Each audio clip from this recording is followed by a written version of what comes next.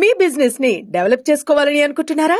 అయితే వెంటనే సంప్రదించవలసిన ఫోన్ నంబర్ 7729969299. 2027 అసెంబ్లీ ఎన్నికల సందర్భంగా కాంగ్రెస్ పార్టీ అభయస్థం ఎలక్షన్ మేనిఫెస్టోలో పేజీ నంబర్ 35 మరియు 36లలో 28వ అంశంగా మీరు చూడొచ్చు. ఆ రోజు గల్ఫ్ కార్మికులు ఎన్ఆర్ఐల సంక్షేమం పేరుతో 4 హామీలు ఆ రోజు అమర్చడం జరిగింది. అప్పుడు శ్రీధరబాబు గారు మేనిఫెస్టో కమిటీ చైర్మన్గా ఉన్నారు. ఎన్ఆర్ఐల పాయింట్స్ ఏంటనేది కూడా నేను మీకు ఒకసారి చెప్పే ప్రయత్నం చేస్తా. ప్రథమంగా ఎన్ఆర్ఐలకు సంక్షేమ బోర్డు ఏర్పాటు చేస్తామని మేనిఫెస్టోలో పెట్టడం జరిగింది. రెండో పాయింట్గా గల్ఫ్ కార్మికులు ఎదుర్కొంటున్న సమస్యల పరిష్కారం కోసం గల్ఫ్ సంక్షేమ బోర్డు ఏర్పాటు చేస్తామని చెప్పి ఆ రోజు రెండో అంశంగా మేనిఫెస్టోలో పెట్టడం జరిగింది.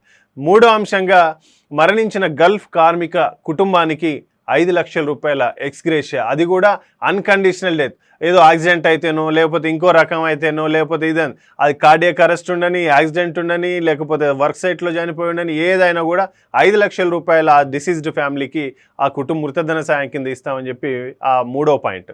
నాలుగో పాయింట్ కింద విదేశాల్లో ఉన్న వలస కార్మికుల సమస్యలు తెలుసుకునేందుకు ఒక టోల్ ఫ్రీ నంబర్ ఏర్పాటు చేసి దానికి తగే విధంగా ఒక కమిటీని కూడా ఏర్పాటు చేసే విధంగా ఆ రోజు ఒక ఆలోచన చేయడం జరిగింది.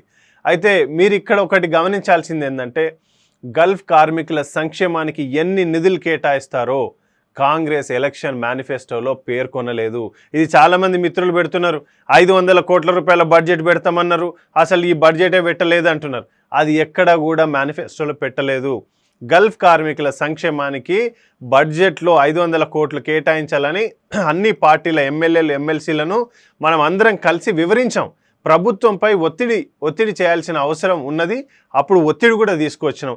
నేను మీ కార్మిక డిమాండ్కు మనం కట్టుబడి ఉన్నాం, ఈ పని తప్పకుండా మనం కంపల్సరీ చేస్తాం.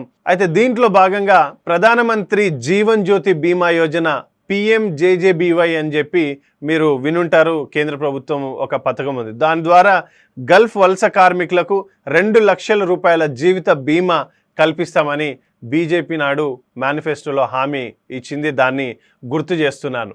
సో ఇట్లా మనము పార్టీ పరంగా ఏం చేయాలో ఇప్పుడు కాదు, దాదాపు 10 సంవత్సరాల నుంచి ప్రభుత్వాల మీద ఒత్తిడి తీసుకొచ్చి ఏజెంట్ల చేతుల్లో మోసపోతుంటే 2015లో మనం టామ్కామ్ పెట్టించాం, Telangana overseas manpower company అని.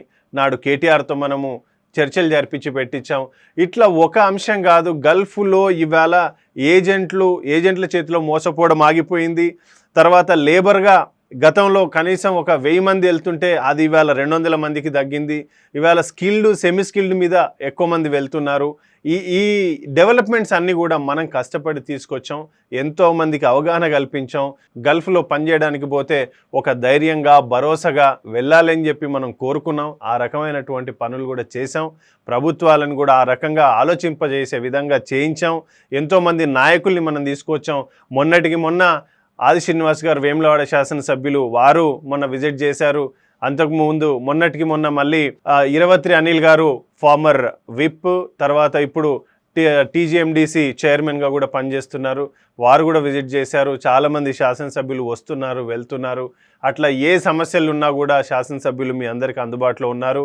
ప్రభుత్వం పక్షాన NRICL డిపార్ట్మెంట్ నుంచి మేమందరం కూడా మీకు అందుబాటులో ఉన్నాం. ఎవరు అధైర్యపడద్దు. ఈ బడ్జెట్లో డబ్బులు పెట్టకపోవడం ద్వారా మీకు అన్యాయం జరుగుతుందని ఎవరైనా మీకు తప్పుడు ఆలోచనలో అవగాహన కల్పిస్తే ఆ మాటలు మీరు వినాల్సినటువంటి అవసరం లేదు. ఈరోజు మొన్న ఇచ్చిన 5 కోట్ల పైచీలకు ఏ బడ్జెట్లో కేటాయించకుండానే 5 కోట్ల రూపాయలు ఇచ్చి సీఎం రేవంత్ రెడ్డి గారి మనస్సు ఎలాంటిదో మీ అందరికీ చెప్పకనే చెప్పారు కనుక ఈ 500 కోట్ల రూపాయలు మీరు పెట్టలేదని ఎవరైనా చెప్తే మీరు అది నమ్మొద్దు. అంతకంటే ఎక్కువే మనం ఇవాళ ఆ ఫండ్ని మనం తెప్పించుకుంటాం. మనము ఎంత డబ్బు కావాలో ఆ డబ్బుని ప్రభుత్వం ద్వారా ఆ నిధులు వెచ్చింపి చేసి మనకు ఏ చిన్న అన్యాయం జరగకుండా మీ అందరికీ మేమందరం ఉన్నాము.